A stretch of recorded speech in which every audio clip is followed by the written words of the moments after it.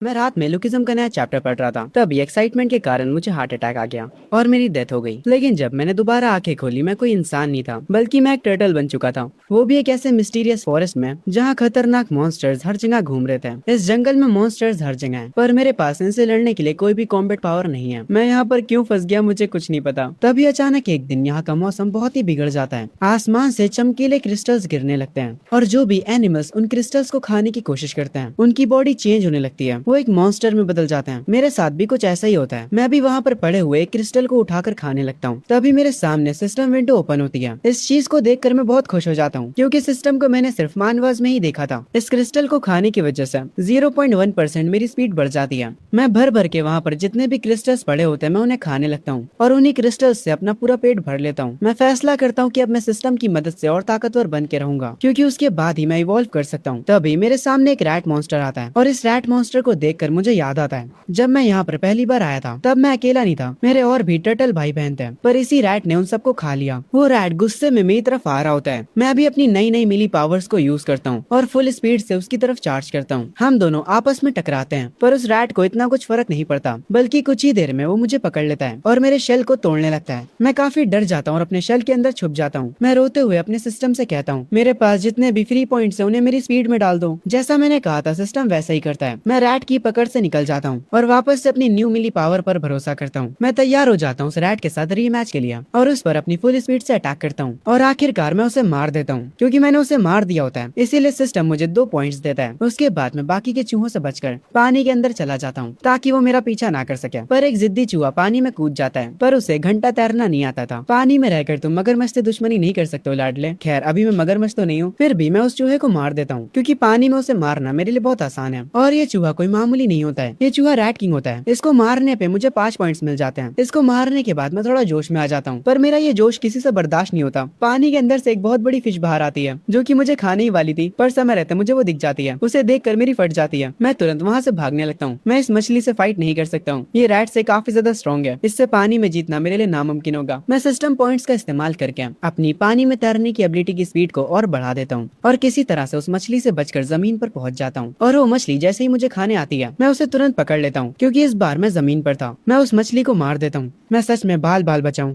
मानो या ना मानो, मैं ताकतवर हो चुका हूँ। इस मछली को मारने के बाद सिस्टम का नोटिफिकेशन आता है, मुझे कुछ पॉइंट्स मिलते हैं और मेरे जो स्टेट्स होते हैं वो मैक्स हो चुके होते हैं। सिस्टम मुझे बताता है कि अब मैं इवॉल्व कर सकता हूँ। मैं उन ऑप्शंस को चेक करता हूँ जिनमें मैं इवॉल्व कर सकता हूँ। उन ऑप्शंस में से मुझे एक ऑप्शन पसंद आता है, ब्लैक शुआन टर्टल, जो कि काफी स्ट्रॉन्ग भी और उसका डिफेंस भी काफी अच्छा है। मैं उसी को चूज कर लेता हूँ। उसके तुरंत बाद एक जादू होता है और मैं अपने नए रूप में इवॉल्व हो जाता हूँ। इस फॉर्म में इवॉल्व होने के बाद मुझे जो स्किल्स मिली होती हैं, उन स्किल्स का इस्तेमाल करके मैं और स्ट्रॉन्ग एनिमीज को हरा सकता हूँ। तभी यहाँ का मौसम दोबारा से खराब हो जाता है और ये पिछली बार से भी ज्यादा खराब था। शायद से ये जो बारिश अब होने वाली है वो पहली वाली से भी ज्यादा खतरनाक होगी। मुझे और पावर चाहिए। जहाँ पर बारिश होने वाली थी, मैं उस डायरेक्शन में भागने लगता हूँ। तभी सीन शिफ्ट होता है ह्यूमंस के ऊपर। एक ओल्ड मैन हमें समझाते हैं कि ये जो बारिश हो रही है, इसकी वजह से उनकी मामूली दुनिया एक मॉन्स्टर्स की दुनिया से कनेक्ट हो चुकी है और हर कोई अपनी पावर्स को अवेक कर रहा है। और इसके इफेक्ट से जो मॉन्स्टर्स पैदा हो रहे हैं वो बहुत ही ज्यादा स्ट्रॉन्ग है। वो हमारे शहरों को तबाह करे जा रहे हैं। मुझे नहीं पता कि ह्यूमैनिटी कब तक इन मॉन्स्टर्स के आगे टिक पाएगी। तभी इस ओल्ड मैन के पास एक बंदा आता और कहता है, कमांडर, जो सेफ जगह हम बिल्ड कर रहे हैं वो ऑलमोस्ट रेडी होने वाली है। उसके रेडी होते ही हम सारे सिटीजन्स को वहाँ पर मूव कर देंगे। ओल्ड मैन कहता है, हमें अपने लोगों की सुरक्षा करनी होगी। तभी एक और पर्सन हैरानी में खड़ा होता और कहता है, कमांडर, एक दिक्कत हो गई है। जिस जंगल पर हम नजर रखे हुए थे, वहाँ पर एक ब्लैक पाइथन किसी और क्रिएचर से लड़ रहा है और वो जो भी क्रिएचर से लड़ रहा है वो क्रिएचर पाइथन से ज्यादा खतरनाक है। ये सब लोग हमारे एमसी को स्क्रीन पर देख रहे होते हैं। सीन शिफ्ट होता है वापस से मेरे ऊपर। मैं उस पाइथन को जख्मी तो कर देता हूँ, पर इस फाइट की वजह से मैं भी इंजर्ड हो चुका होता हूँ। ये सांप सच में स्ट्रॉन्ग है। मैंने अच्छी खासी एनर्जी का यूज कर लिया है, तब भी मैं अभी तक इसे हरा नहीं पाया हूँ। तभी वो सांप मुझे चारों तरफ से जकड़ लेता है। अगर मैंने अपनी पूरी ताकत नहीं लगाई तो ये सांप मुझे मार डालेगा, पर फिर भी किसी तरह उससे बचते हुए मैं उसे मार देता हूँ। इसे मारते ही मुझे 450 फ्री पॉइंट्स मिल जाते हैं। अगर मैं अपनी पूरी पावर का इस्तेमाल ना करता तो मैं अब तक मर चुका होता। किस्मत की वजह से आज मैं जीत गया। मैं जितना ज्यादा इस जंगल की गहराई में जा रहा हूँ, मुझे उतने ही ज्यादा ताकतवर मॉन्स्टर्स मिल रहे हैं। मुझे कुछ भी करके उनसे भी ज्यादा ताकतवर होना पड़ेगा। मेरे पास जितने भी फ्री पॉइंट्स होते हैं मैं उन्हें अपनी पावर में ऐड कर देता हूँ। तभी मैं देखता हूँ मेरे ऊपर एक हेलीकॉप्टर होता है। मतलब इंसान अभी भी इस दुनिया में है, पर ये लोग मुझे पहचानने नहीं वाले। इनके लिए तो मैं एक मॉन्स्टर हूँ और इनके पास वेपन्स भी हैं। मैं उन्हें देखते ही तुरंत छुपने के लिए चला जाता हूँ और जाकर झाड़ियों में छुप जाता हूँ। जिस सांप को मैंने मारा, ये लोग उसकी बॉडी के पास उतरते हैं। वो लोग उस सांप की बॉडी को एनालाइज करने लगते हैं हैं और सब टेस्ट करने के बाद उन्हें पता चलता है ये स्नेक असल में लेवल 3 का बीस्ट मॉन्स्टर था। उसके बाद ये लोग एक डिवाइस की मदद से कमांडर को रिपोर्ट करते हैं कि ये मॉन्स्टर एक लेवल 3 का बीस्ट था, जिसे देखकर वो कमांडर शॉक हो जाता है। वो बताता है पावर के मामले में इंसानियत अभी तक सिर्फ लेवल 2 तक पहुंच पाई है। इस लेवल 3 के सांप की जो बॉडी है ये बहुत ही ज्यादा कीमती है। इस बॉडी को उठा लो और इसे रिसर्च लैब में दे दो। और हाँ, इसकी बॉडी उठाते समय थोड़ा ध्यान रखना, जिस मॉन्स्टर ने इसे मारा है वो इससे भी ज्यादा स्ट्रॉन्ग होगा और वो कहीं आसपास में ही होगा। उसके बाद कमांडर वैनिश हो जाते हैं। दो सोल्जर्स आपस में बात कर रहे होते हैं और कह रहे होते हैं मुझे पता चला कि हमारे मास्टर जैंग लेवल 3 के किंग से बात करने की कोशिश कर रहे हैं। क्या वो लेवल 3 का इंसान हमारी मदद करेगा? पर दूसरा वाला सोल्जर कहता है नहीं, मुझे नहीं लगता। मुझे लगता है कि इंसानियत इन मॉन्स्टर्स के आगे हार जाएगी। मैं इन लोगों की सारी बातों को सुन रहा होता हूँ जब ये लोग उस सांप की बॉडी को ले जा रहे होते हैं। ये दुनिया काफी तेजी से बदल रही है। मुझे जिंदा रहने के लिए और ज्यादा ताकतवर बनना होगा। तभी गलती से मेरा पैर एक लकड़ी पर पड़ जाता है, जिसकी वजह से उन सोल्जर्स को आवाज आ जाती है। वो लोग तुरंत अपनी गन तान लेते हैं और मेरी तरफ आने लगते हैं। पर तभी यहाँ पर एक वुल्फ मॉन्स्टर आ जाता है, जिसे देखकर वहाँ के इंसान सारे भागने लगते हैं। और ये वुल्फ अकेला नहीं होता, बल्कि यहाँ पर इनकी पूरी गैंग आ चुकी होती है। इंसानों से जितना हो सकता है वो उन्हें गोलियों से मारने की कोशिश करते हैं और चुपचाप अपने टैंक में वापस चले जाते हैं और यहाँ से निकलने लगते हैं। मैं अपनी झाड़ियों से बाहर निकलता हूँ। एक तो ये इंसान चले गए और मेरे लिए इन मॉन्स्टर्स को छोड़ गए। मुझे देखते ही वो वुल्फ तुरंत मुझ पर अटैक करने आते हैं। असल में ये वुल्फ साथ में काम करते हैं और ये लोग बार बार मेरी चोट पर ही वार कर रहे हैं। अगर ये फाइट ज्यादा देर तक चली तो मेरे जीतने के चांसेस कम होते जाएंगे। मैं अपने रैम्पेज मोड को ऑन करता हूँ और अपनी फुल पावर यूज करने के लिए तैयार हो जाता हूँ और उन सारे भेड़ियों पर अटैक करने लगता हूँ। इन भेड़ियों का जो किंग होता है मैं डायरेक्ट उस पर अटैक करता हूँ और उसे मार भी देता हूँ, जिसे देखकर सारे भेड़िए यहाँ से भाग जाते हैं। वुल्फ किंग को मारने की वजह से मुझे 380 पॉइंट्स मिलते हैं। ये देखकर मैं खुश होता हूँ, पर पूरे दिन मेहनत करने के बाद मैं बहुत ही ज्यादा भूखा हो जाता हूँ और इस भूख के कारण मैं वुल्फ किंग को ही खा जाता हूँ और इसको खाते ही मुझे 120 पॉइंट्स एक्स्ट्रा मिल जाते हैं। ये देखकर मैं समझ जाता हूँ मैं जितना ज्यादा स्ट्रॉन्ग मॉन्स्टर्स को खाऊंगा मुझे उसके भी पॉइंट्स मिलेंगे। मेरे पास अच्छे खासे पॉइंट्स हो चुके होते हैं। ये देखकर मैं काफी ज्यादा जोश में आ जाता हूँ। चलो चलो, अब किसको लड़ना है मेरे से, आ जाओ। मैं नहीं डरता किसी से। मैं अब पहले जैसा कमजोर और छोटा नहीं हूँ। मैं तो ऐसे ये सारी बातें कर रहा था, पर भगवान तो उसको चैलेंज मान लेते हैं और मेरे सामने एक ताकतवर टाइगर बीस्ट को भेज देते हैं जो कि लेवल 4 का होता है। भगवान जी, मैं बस मजाक कर रहा था। टाइगर को देखकर मेरी फट जाती है। वो टाइगर दौड़ते हुए मेरी तरफ आने लगता है और मुझे जमीन पर गिरा देता है। मैं गया, अब मैं बच नहीं सकता। जब वो टाइगर मुझे खाने जा रहा था मैं तुरंत उससे कहता हूँ मेरे बॉस मुझे छोड़ दो। ये सुनने के बाद वो टाइगर हंसने लगता है और कहता है भेड़िए भौंकने के अलावा कुछ नहीं करते हैं और वो क्रोकोडाइल तो बस कीचड़ में घुमा करता है और बेवकूफ भालू को तो बस अपने शहद की चिंता होती है। ये लोग जंगल के राजा बनने के लायक नहीं है। तुमने मुझे बॉस कहा, मतलब तुम जान चुके हो मेरे अंदर राजा बनने की काबिलियत है। मैं ही इस जंगल का राजा हूँ। मैं उस टाइगर को बोलते हुए देख हैरान हो जाता हूँ। मैं उससे पूछता हूँ क्या सारे लेवल 4 के बीस्ट बात कर सकते हैं? वो टाइगर मुझे छोड़ देता और कहता है देखो आज मैं बहुत अच्छे मूड में हूँ तो तुम यहाँ से चले जाओ। मुझसे फालतू के सवाल मत पूछो। थोड़ा टाइम बीत जाता है पर मैं उस टाइगर को छोड़कर यहाँ से नहीं जाता। वो टाइगर लेटा होता है और मैं उससे कहता हूँ बॉस मेरे पास आपके लिए एक डील है। इस जंगल में बहुत सारी नदियां हैं और उनके अंदर बहुत सारी मछलियां हैं जो कि काफी टेस्टी होती हैं। आप तो पानी के अंदर नहीं जा सकते, इसीलिए उन मछलियों को लाने में मैं आपकी मदद करूंगा। मैं अपने मन में कह रहा होता हूँ ये टाइगर मेरे जाल में फंस जाएगा, फर्क नहीं पड़ता ये कितना स्ट्रॉन्ग है, पर आखिर में ये भी एक बिल्ली है जिसका बस साइज बड़ा है। वो मछलियों को देखते ही अपना दिमाग खो देते हैं। मैं उस टाइगर से कहता हूँ अगर हर 5 दिन में तुम मेरे लिए एक लेवल 2 के बीस्ट को मार दो तो मैं तुम्हारे लिए मछलियाँ पकड़ कर लाऊंगा। टाइगर किंग मेरी बात मान लेता है। वो तुरंत यहाँ से जाता है और एक लेवल 2 के रैट को मार कर मेरे पास ले आता है और इसकी वजह से सिस्टम को लगता है कि उस रैट को मैंने मारा है और वो मुझे 345 पॉइंट्स दे देता है। उसके बाद मैं उस रैट को खा जाता हूँ जिसकी वजह से मुझे 120 पॉइंट्स और मिलते हैं। टाइगर मुझे गुस्से में देखता और कहता है मैंने तुम्हें लेवल 2 का मॉन्स्टर ला कर दिया, इसलिए अपना वादा मत भूलना। मैं उस टाइगर से कहता हूँ अरे कोई दिक्कत की बात नहीं, मैं सब संभाल लूंगा। उसके बाद मैं उस टाइगर के लिए फिशिंग करने चला जाता हूँ। मेरे हाथ एक मछली तो आ जाती है, पर आज मुझे इस नदी में ज्यादा मछलियाँ दिख नहीं रही होती हैं। मैं ध्यान भी नहीं देता। मेरे पीछे एक क्रैब होता है। मैं जैसे उसे पलट कर देखता हूँ मेरी फट जाती है। ये बंदा पानी में और जमीन पर दोनों में ही लड़ सकता है। रैम्पेज मोड के साथ भी मैं इसे हरा नहीं पाऊंगा। वो मेरी तरफ आने लगता है। मैं उसे देखते ही समझ जाता हूँ अब भागने का टाइम है, पर उस क्रैब की स्पीड काफी ज्यादा तेज होती है। वो मेरे शेल को पकड़ लेता है। मैं टाइगर किंग को मदद की आवाज लगाता हूँ। टाइगर किंग मुझे बचाने के लिए तुरंत पानी में कूद जाता है और उस क्रैब को एक पंच मारता है। वो क्रैब डायरेक्ट पानी से निकलकर जमीन पर आ गिरता है और एक ही पंच में वो मर जाता है। और जिन भी मॉन्स्टर्स को टाइगर किंग मार रहा है मेरे साथ डील करने के बाद उनके पॉइंट्स मुझे मिल रहे हैं। इस क्रैब को मारने पर मुझे 850 पॉइंट्स मिलते हैं। मैं पानी से बाहर तो आ जाता हूँ पर मैं काफी ज्यादा जख्मी हो जाता हूँ। ये देखने देखने के बाद टाइगर किंग मेरे पास आता और कहता है तुम्हें बहुत ज्यादा चोटें लग चुकी हैं, तुम ज्यादा दिन तक नहीं टिकने वाले, तुम अब मेरे किसी काम के नहीं रहे, अब मैं तुम्हें खा सकता हूँ। जैसे ही टाइगर किंग मुझे खाने आता है मैं अपने सारे पॉइंट्स को डिफेंस में डाल देता हूँ। जैसे ही टाइगर किंग अपने दांत मेरे शेल पर लगाता है सिस्टम मुझे बताता है कि अब मैं इवॉल्व कर सकता हूँ। वो मुझे वापस से बहुत सारे ऑप्शंस देता है पर उसमें से एक ऑप्शन मुझे काफी ज्यादा अट्रैक्ट करता है जो कि होता है ड्रैगन ब्लड टर्टल। मैं ये नाम देखकर ही समझ जाता हूँ कि ये ऑप्शन मेरे लिए सबसे परफेक्ट है। मैं ड्रैगन ब्लड टर्टल को सेलेक्ट कर लेता हूँ और उसके बाद मैं इवॉल्व करना स्टार्ट कर देता हूँ, जिसे देखकर टाइगर किंग हैरान हो जाता है। वो कहता है तुम तो सच में इवॉल्व हो गए। मैं उससे कहता हूँ क्या अब भी तुम मुझे मारने का ट्राई करोगे? टाइगर किंग कहता है अब मुझे तुमसे कोई दिक्कत नहीं है, इसीलिए मैं तुम्हें नहीं मारूंगा, हम अभी भी पार्टनर्स हैं। मैं पानी में जाते हुए कह रहा होता हूँ सच में जब तुम पावरफुल हो जाते हो तब लोग तुमसे अपना काम निकलवाने का सोचते हैं। पहले तुम मुझे मारने का ट्राई कर रहे थे पर अब तुम मुझे छोड़ रहे हो, बस इंतजार करो तुम बड़ी बिल्ली। जैसे ही मैं एक और बार इवॉल्व करता हूँ तब देखेंगे कौन किसको खाता है। आगे कुछ दिन बीत जाते हैं। मैंने इस नदी के सारे मॉन्स्टर्स को हंट कर लिया है। अब इस नदी में ज्यादा मॉन्स्टर्स बचे नहीं है। तभी मुझे एक जगह से काफी ज्यादा एनर्जी फील होती है। मैं समझ जाता हूँ यहाँ पर एक बहुत ही खतरनाक मॉन्स्टर है। जब मैं ये सारी बातें कर रहा होता हूँ तभी वो मॉन्स्टर जाग जाता है, जिसे देखकर मैं डर जाता हूँ। मैं तुरंत सिस्टम से कहता हूँ मेरे सारे पॉइंट्स को डिफेंस में ऐड कर दो। वो मॉन्स्टर अपनी गुफा से बाहर निकलता है। मैं तुरंत जमीन पे जाने के लिए पानी से निकलने लगता हूँ। मैं पानी से बाहर आता हूँ। अच्छा हुआ मैं काफी स्मार्ट था और समय रहते बाहर आ गया क्योंकि मैं उस मॉन्स्टर को बाहर ले आया हूँ। इसीलिए मेरा पार्टनर टाइगर किंग तुरंत उठ जाता है। वो तैयार होता है उस मॉन्स्टर से लड़ने के लिए। मैं उस मॉन्स्टर को देखता हूँ तभी वो जो सांप होता है वो भी बात करने लगता है। वो टाइगर से कहता है तो अब छोटे शेर तेरी इतनी हिम्मत कि तू मुझे चैलेंज करेगा? टाइगर अपनी पावर को एक्टिवेट करता है और तुरंत अटैक के लिए आगे बढ़ता है। वो सांप कह रहा होता है तू सच में बेवकूफ है। इनकी लड़ाई स्टार्ट हो जाती है। ये देखकर मेरे चेहरे पर एक अजीब सी मुस्कान आती है। मैं सोच रहा होता हूँ अगर लड़ाई में ये दोनों मर जाते हैं तो सारा फायदा मुझे होगा। पर मैं देखता हूँ तभी यहाँ पर कोई पानी बरसा रहा है और मैं देखता हूँ यहाँ पर भेड़ियों का झुंड आ चुका है और इन भेड़ियों को गिनने के बाद मुझे पता चलता है यहाँ पर टोटल 55 भेड़िए हैं। मुझे समझ आ चुका था इस लड़ाई का फायदा सिर्फ मैं ही उठाने का नहीं सोच रहा था। तभी से शिफ्ट होता है हेडक्वार्टर के ऊपर जहाँ पर इंसान इस फाइट को स्क्रीन पर देख रहे होते हैं। वो लोग काफी हैरान होते हैं क्योंकि दोनों बीस्ट काफी ज्यादा खतरनाक हैं और लेवल 4 के हैं। इसीलिए कमांडर कहते हैं माउंट हुआ से एशियंट कल्टीवेटर्स को कांटेक्ट करो और जिन भी ह्यूमंस के पास पावर्स है उनको भी। मॉन्स्टर बहुत ज्यादा ही खतरनाक होते जा रहे हैं। एक बंदा रिपोर्ट लिए ओल्ड मैन को बताता है दुनिया में मॉन्स्टर्स आने के बाद हर एक कंट्री ने ट्राई किया कि वो पावरफुल मॉन्स्टर्स को काबू कर पाए पर अब तक बहुत कम ही लोग ये कर पाए। एक स्नेक किंग मॉन्स्टर है साकुरा किंगडम में जो कि डिमांड कर रहा है कि पूरी कंट्री उसके सांपों की गुलाम बन जाए और वो मॉन्स्टर किंग डिमांड कर रहा है कि डेली उसे कल्टीवेटर्स का फ्लैश चाहिए। ये दुनिया का पता नहीं क्या होगा अगर हम उन मॉन्स्टर्स की बातों पर एग्री नहीं करते तो ये दुनिया तबाह हो सकती है। सीन शिफ्ट होता है मुझ पर। मैं एक पत्थर के पीछे छुपा होता हूँ और भेड़ियों को बाहर निकलते हुए देखता हूँ। ये सारे बस लेवल 2 के ही मॉन्स्टर्स हैं, मैं इन्हें संभाल सकता हूँ। पर तभी मैं देखता हूँ ये लोग यहाँ पर अकेले नहीं आए होते हैं। इनके साथ इनका लीडर यानी किंग भी है, जिसे देखकर मैं थोड़ा शॉक हो जाता हूँ क्योंकि एक आइस वुल्फ है। इस आइस वुल्फ के यहाँ आने की वजह से यहाँ पर ठंड काफी बढ़ जाती है। आइस वुल्फ को देखकर पानी से एक क्रोकोडाइल निकलता है और कहता है तुझे क्या लगा था भेड़िया, पानी के अंदर कोई किंग नहीं है। मैं दूर से खड़ा इन दोनों मॉन्स्टर्स के स्टेट्स देख रहा होता हूँ और इनके स्टेट्स सच में काफी ज्यादा कमाल के होते हैं। ये दोनों प्योर किलिंग मशीन है। वो आइस वुल्फ किंग आवाज लगाकर अपने बाकी के साथियों को बुला लेता है। टाइगर भी अपनी फाइट में बिजी था उस सांप के साथ। टाइगर एक पंच मारता है और उस सांप की एक आंख फोड़ देता है। क्रोकोडाइल भी जमीन पर आ जाता है। ये देखकर आइस वुल्फ अपने बाकी के साथियों के साथ उस पर अटैक कर देता है। इन दो मॉन्स्टर्स की फाइट यहाँ पर शुरू हो जाती है। मैं देखता हूँ टाइगर ने सांप को काफी ज्यादा जख्मी कर दिया होता है, इसीलिए अब मैं अपनी पावर यूज करने का फैसला करता हूँ और अपनी फुल पावर से उस सांप पर अटैक करता हूँ और उसे मार देता हूँ। ये सांप असल में पाइथन्स का किंग होता है। इसको मारने के बाद मुझे 1320 पॉइंट्स मिलते हैं। मैं टाइगर के पास जाता हूँ और वो काफी ज्यादा जख्मी होता है। मैं उसके पास जाकर कहता हूँ तुम्हें तो बहुत ज्यादा चोटें लग चुकी हैं, तुम ज्यादा दिनों तक नहीं टिक पाओगे, इससे अच्छा तुम मेरा खाना क्यों नहीं बन जाते हैं। ये बंदा टाइगर किंग से बदला ले रहा है। ये सुनने के बाद टाइगर किंग को बहुत ज्यादा गुस्सा आता है और वो कहता है तुम्हारे जैसे एक छोटे टर्टल की इतनी औकात की वो मुझसे ऐसे बात करेगा? जब तुम अपने शेल के अंदर थे तब मैं इस पूरे जंगल पर राज कर रहा था, मैं घायल हूँ तभी घातक हूँ। ये कहने के बाद टाइगर मुझ पर अटैक करता है पर उसके अटैक का मुझ पर कोई भी असर नहीं होता क्योंकि मेरा डिफेंस काफी ज्यादा हो चुका है। उसके बाद मैं टाइगर पर अटैक करता हूँ जिसकी वजह से टाइगर दूर जाकर गिरता है और उसके बाद मैं पास आकर उसे मार देता हूँ जिसकी वजह से मुझे 1250 पॉइंट्स मिलते हैं। मैं उसे मारने के बाद उसे खा भी जाता हूँ और यहाँ से निकल जाता हूँ। दूर से ये चीज क्रोकोडाइल देख रहा होता है और वो कहता है क्या उस टर्टल ने अभी अभी किंग टाइगर को मार दिया? आइस वुल्फ जो कि अभी कुछ देर पहले उससे लड़ रहा था वो भी अब उसके साथ खड़े होकर मेरे बारे में बातें करने लगता और कहता है नहीं ऐसा नहीं हो सकता, टाइगर किंग जख्मी होने की वजह से मरा है, वो टर्टल बस लकी था। क्रोकोडाइल कहता है तुम बिल्कुल सही कह रहे हो, टाइगर कम से कम हमारे जितना स्ट्रॉन्ग था, ऐसा हो ही नहीं सकता कि एक छोटा सा टर्टल उसे मार दे। ये कहकर वो दोनों हंसने लगते हैं। मैंने जो टाइगर किंग को खाया था उसकी वजह से मुझे 350 पॉइंट्स और मिल जाते हैं। अब क्योंकि मैंने टाइगर किंग और पाइथन किंग को मार दिया है इसीलिए अब इस जंगल में मुझसे ज्यादा स्ट्रॉन्ग बस कुछ ही लोग बचे हैं। थोड़ा ही समय में मैं इस जंगल में सबसे ज्यादा स्ट्रॉन्ग बन जाऊंगा। ये कहने के बाद मैं हंसने लगता हूँ। तभी मैं पेड़ों के ऊपर से एक इंसान को जाते हुए देखता हूँ। मैं सोचता हूँ क्या ये वही कल्टीवेटर है जिसके बारे में वो लोग बात कर रहे थे। मैं उस कल्टीवेटर का पीछा करता हूँ। उस कल्टीवेटर के सामने एक बियर होता है जो कि चिल्लाते हुए उससे कहता है, इंसान हो तुम्हें तुम्हारी औकात समझ नहीं आती क्या। वो अपने एक ही हाथ से एक पत्थर को तोड़ देता है। कल्टीवेटर पेड़ पर से उतरता है। वो इस गुस्से से भरे भालू को देखा और कहता है, क्या हुआ, तुम्हें इंसानों से इतनी दिक्कत क्यों है? क्या इंसानों ने तुम्हारा शहद खा लिया? यार उन बूढ़े लोगों ने मुझे यहाँ पर भेज दिया। उन्होंने मुझसे कहा था कि ये बीस्ट मुझसे बस थोड़ा सा ही ज्यादा स्ट्रॉन्ग होगा, पर ये तो और ज्यादा स्ट्रॉन्ग लग रहा है। उन बूढ़ों ने मुझे यहाँ पर फंसा दिया। भाई तो खुद बूढ़ा आदमी है। खैर दूर से मैं उस कल्टीवेटर को देख रहा होता हूँ और उसके स्टेट्स को चेक करता हूँ। ये कल्टीवेटर लेवल 3 का होता है, पर ये इंसान बियर किंग के आगे नहीं टिक पाएगा। कल्टीवेटर अपनी तलवार उठाकर कहता है, ओए काले भालू, मेरे सामने अपने घुटनों पर बैठ जाओ। तुम मेरे पावर सर्कल में आ चुके हो। कल्टीवेटर के पास से एनर्जी रिलीज होने लगती है, जिसे देखकर मैं कहता हूँ, ये एनर्जी तो काफी स्कैरी लग रही है। क्या ये इस कल्टीवेटर की कोई स्किल है? कल्टीवेटर की उस एनर्जी को निकलता हुआ देख बियर किंग कहता है, अगर मैं कोई लेवल 3 का मॉन्स्टर होता तो मुझे डर लगता, पर अब तुम्हारी पावर मेरा कुछ नहीं बिगाड़ पाएगी। कल्टीवेटर अपनी पावर को एक्टिवेट करता और कहता है, आज मैं तुम्हें ह्यूमंस की सीक्रेट आर्ट दिखाऊंगा। उस जंगल का पूरा वेदर चेंज हो जाता है। कल्टीवेटर की पावर इस पूरे जंगल को ही घेर लेती है। ये देखकर मैं कहता हूँ, मैं इस पावर के सर्कल में आ चुका हूँ, मैं इससे बच नहीं पाऊंगा। ये खतरनाक पावर देखकर बियर किंग कहता है, रुको, इंसान चाहते हैं कि हम उनकी मदद करें, है ना, ताकि हम उनके लिए दूसरे मॉन्स्टर से लड़ सके, है ना। कल्टीवेटर अपनी पावर को बंद करते हुए कहता है, इंसानों के लिए सेफ जगह बन चुकी है और हमने उन्हें वहाँ पर मूव कर दिया है। अगर हम बिना लड़े इस मैटर को सॉल्व कर पाते हैं तो ये ग्रेट होगा, और अगर तुम मेरी बात नहीं मानते हो तो ये बुरा होगा। बियर किंग कहता है, ठीक है, मैं तुम्हारी बात मान लेता हूँ। तुम्हारी इस एनर्जी से मुझे चोट तो पहुंची थी, पर मैं तुम्हें बता दूं, इस जंगल में मेरे जैसे 4 और बीस्ट हैं जो कि मेरी तरह ही ताकतवर हैं। अगर उन्हें गुस्सा आ गया तो ना तो तुम लड़ पाओगे और ना ही यहाँ से भाग पाओगे। ये सुनने के बाद कल्टीवेटर को गुस्सा आता और वो कहता है, तुमने क्या कहा? मैं लड़ भी नहीं पाऊंगा और भाग भी नहीं पाऊंगा? अगर तुम मुझे खा सकते हो तो मुझे खा कर दिखाओ। ये सुनने के बाद बियर किंग उसकी तरफ बढ़ता और कहता है, अब तुम खुद से मुझे दावत का इन्विटेशन दे रहे हो, इसीलिए मुझ पर इल्जाम मत लगाना।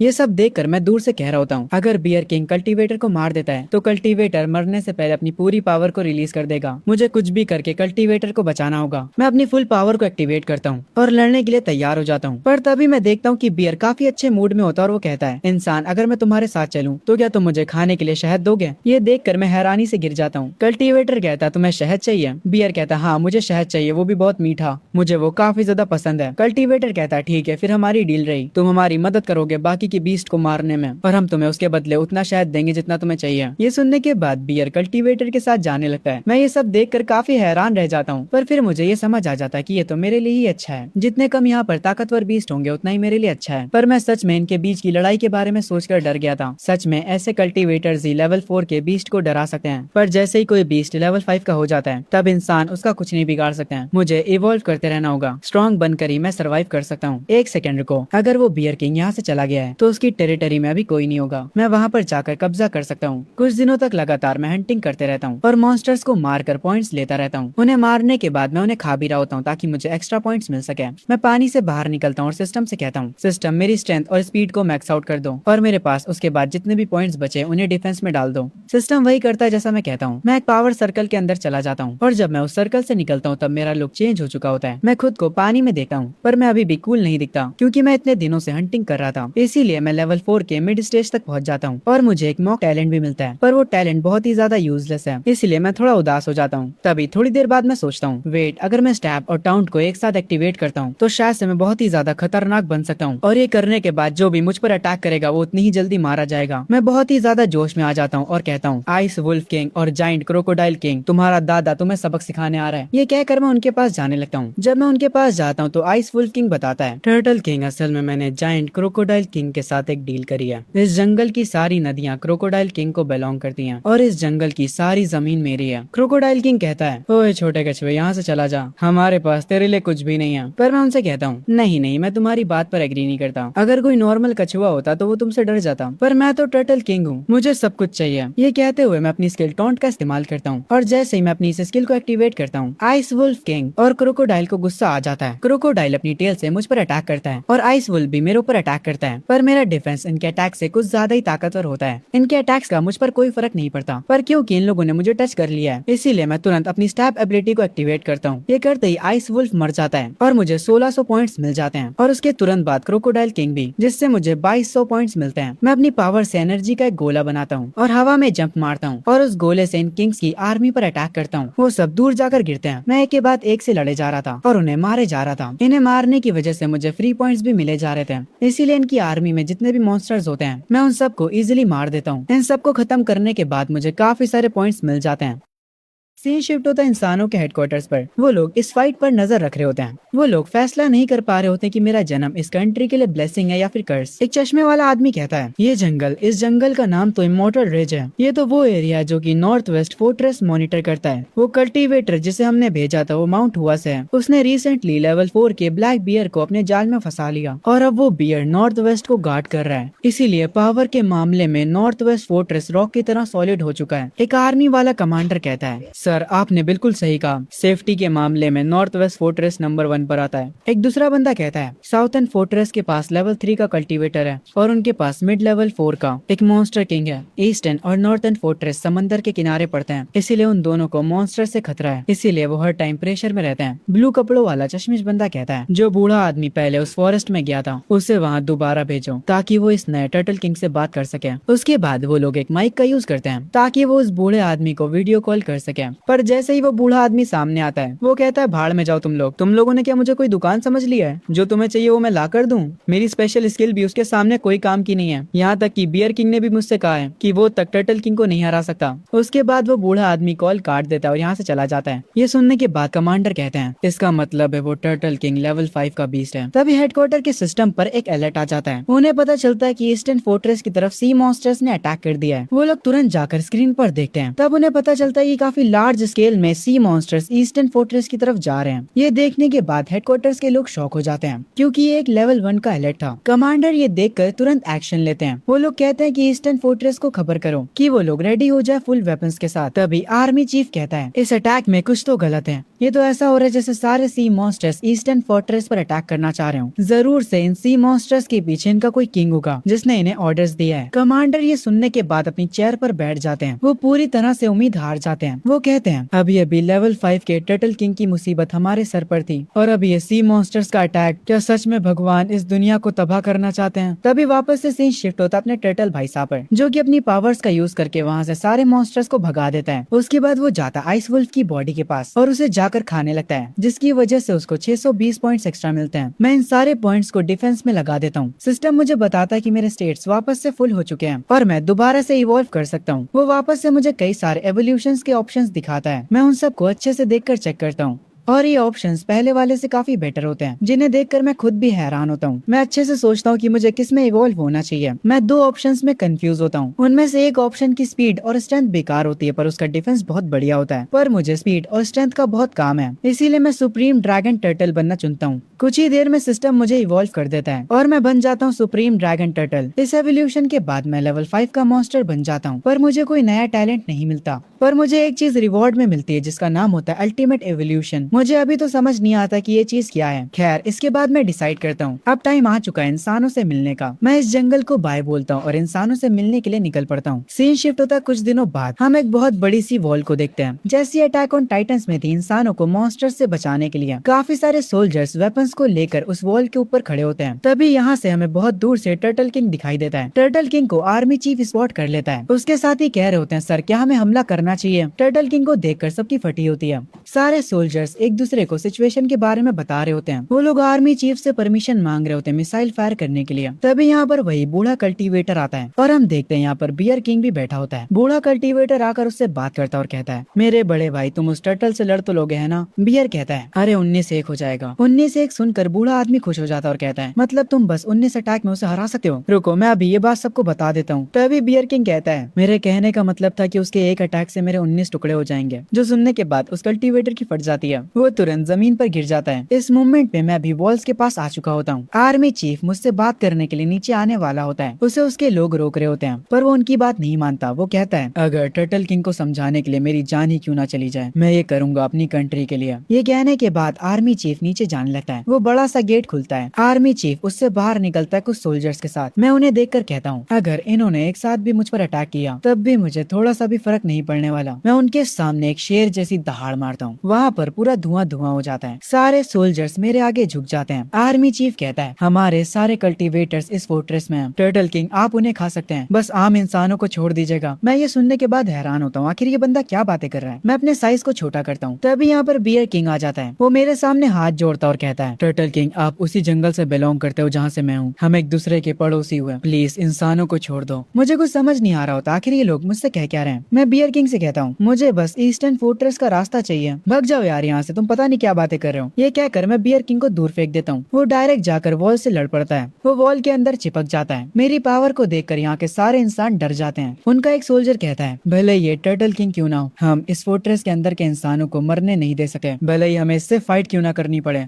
मैं अपना साइज बड़ा करके आर्मी चीफ के पास जाता हूँ और कहता हूँ मुझे ईस्टर्न फोर्ट्रेस का बस रास्ता बता दो, मैं यहाँ से चला जाऊंगा। आर्मी चीफ कहता है मैं नहीं बताऊंगा, भले ही आज नॉर्थ फोर्ट्रेस तबाह हो जाए, मैं हमारे दूसरे साथियों के फोर्ट्रेस को तबाह होने नहीं दे सकता। मैं आर्मी चीफ से कहता हूँ ईस्टर्न फोर्ट्रेस पर जो सी मॉन्स्टर्स का अटैक हुआ है, मैं तो उन मॉन्स्टर्स को मारना चाह रहा था। ये सुनकर ऊपर से कल्टीवेटर कहता है टर्टल किंग क्या तुम सीरियस हो। मैं उनसे कहता हूँ अगर तुम्हें मेरा यकीन नहीं है तो मैं यहाँ से जा रहा हूँ। तभी आर्मी चीफ और वो कल्टीवेटर तुरंत मुझे रोकने लगते हैं। आर्मी चीफ तुरंत ईस्टर्न फोर्ट्रेस को कांटेक्ट करते हैं। आर्मी चीफ कहते हैं कि एक सुपरसोनिक जेट लाया जाए किंग टर्टल के लिए। वो बूढ़ा कल्टीवेटर भी काफी खुश होता और कहता है भगवान ने हमें धोखा नहीं दिया है। वो बूढ़ा कल्टीवेटर हंसने लगता है। तभी सीन शिफ्ट होता है ईस्टर्न फोर्ट्रेस पर, जहाँ पर वहाँ के रूलर्स खड़े होते हैं। उनके साथ कमांडर भी खड़े होते हैं। जो वहाँ का एल्डर होता है वो कहता है मेरे छोटे भाई किंग टर्टल यहाँ पर आने वाले हैं, हमें अपनी पूरी कोशिश करनी होगी ताकि हम उनका दिल जीत सके। उसका छोटा भाई कहता है मुझे पता है बड़े भाई, अगर हम किंग टर्टल का दिल जीत लेते हैं तो वो एक लेवल 5 का सुपर बीस्ट है, पूरा का पूरा ईस्टर्न फोर्ट्रेस हमारी फैमिली को फॉलो करेगा। तभी वहाँ पर एक यंग लड़का जो कि खड़ा होता है वो कहता है ग्रैंडपा क्या पावर इतनी जरूरी होती है। वो एल्डर अपने ग्रैंडसन के सर पे हाथ रखकर कहता है अगर हम ईस्टर्न फोर्ट्रेस को कंट्रोल कर पाए तो सारे रिसोर्सेस हमारे पास आ जाएंगे। मेरे बच्चे अगर तुमने खुद पर ध्यान नहीं दिया तो हेवन तुम्हें पनिश करेगा। उसका ग्रैंडसन कहता है ग्रैंडपा पर मुझे अभी भी लगता है कि ईस्टर्न फोर्ट्रेस का सरवाइव करना ज्यादा जरूरी है, ना कि हमारे फैमिली के फायदे का। उसका ग्रैंडपा कहता है तुम अभी भी बहुत छोटे हो, तुम बाद में सब समझ जाओगे। तभी कमांडर और उसका छोटा भाई नोटिस करते हैं किंग टर्टल यहाँ पर आ चुका होता है। वो एल्डर उसका वेलकम करता है। वो अपना नाम शेंगवान बताता है। वो कहता है कि उसकी फैमिली ने एक छोटा सा गिफ्ट प्रिपेयर करा किंग टर्टल के लिए। छोटा भाई उस गिफ्ट को आगे लेकर जाता है। उस बॉक्स में वो क्रिस्टल्स होते हैं जो कि आसमान से गिरे थे, पर उनकी क्वांटिटी देखने के बाद मैं कहता हूँ इतने से क्रिस्टल्स तो मेरे दांतों में ही अटक जाएंगे, इन्हें मेरे सामने से ले जाओ। ये देखकर शेंगवान फैमिली के एल्डर्स काफी हैरान हो जाते हैं। तभी कमांडर सामने आता और कहता है हेलो टर्टल किंग, मैं करंटली ईस्टर्न फोर्ट्रेस को मैनेज कर रहा हूँ। मैं शियानलोंग नेशन का प्राइम मिनिस्टर हूँ। मैं अपने साइज को छोटा कर लेता हूँ ताकि मैं इन लोगों से आराम से बातें कर सकूँ। एक प्राइम मिनिस्टर मुझसे बात कर रहा है, ये देखकर मैं अपने मन में कहता हूँ वाओ, मैं सच में काफी ज्यादा फेमस हो चुका हूँ। ये देखकर मैं थोड़ा खुश भी होता हूँ, पर पता नहीं क्यों सब ये देखकर काफी हैरान हो जाते हैं। शेंगवान फैमिली को लगता है कि मैं गुस्से में हूँ। वो एल्डर कहता है किंग टर्टल से एक पावरलेस बंदा बात कर रहा है, इसीलिए किंग टर्टल को गुस्सा आ गया है। छोटा भाई कह रहा होता है किंग टर्टल जरूर से अपनी बेइज्जती महसूस कर रहे होंगे। वो जाकर प्राइम मिनिस्टर से कहता है एक फालतू का ऐसा इंसान जो कि कल्टीवेट भी नहीं कर सकता है, तुम्हें क्या लगता है तुम्हारी औकात भी है किंग टर्टल से बात करने की? अभी ही यहाँ से चले जाओ। ये सुनने के बाद वो प्राइम मिनिस्टर उदास हो जाता है। वो किंग टर्टल को शुक्रिया बोलता है सबको डिजास्टर से बचाने के लिए और यहाँ से जाने लगता है। वो छोटा भाई किंग टर्टल से बात करने आता और कहता है ईस्टर्न फोर्ट्रेस तो भी टेम्पररी है, इस फोर्ट्रेस को शेंगवान फैमिली यानी हमारी फैमिली मैनेज करती है। अगर आपको कभी भी कुछ भी चाहिए हो तो हमें बता दीजिएगा। पर मुझे इस बंदे पर गुस्सा आता है। मैं अपनी हल्की सी पावर यूज करता हूँ और ये बंदा गिर जाता है। मैं कहता हूँ तेरे से किसी ने बोलने के लिए कहा भी था जो तूने अपना मुंह खोला। ये देखकर शेंगवान फैमिली काफी हैरान रह जाती है। मैं प्राइम मिनिस्टर के पास जाता हूँ और उनसे कहता हूँ रुकिए, मेरे पास आपके लिए कुछ सवाल हैं। वो हैरान होते हैं, पर मैं उन्हें अपनी पीठ पर बैठने के लिए कहता हूँ और उन्हें लेकर यहाँ से जाने लगता हूँ। हम एक जगह पर जाते हैं जहाँ मैं उनसे पूछता हूँ आखिर इंसानियत के साथ अभी हो क्या रहा है।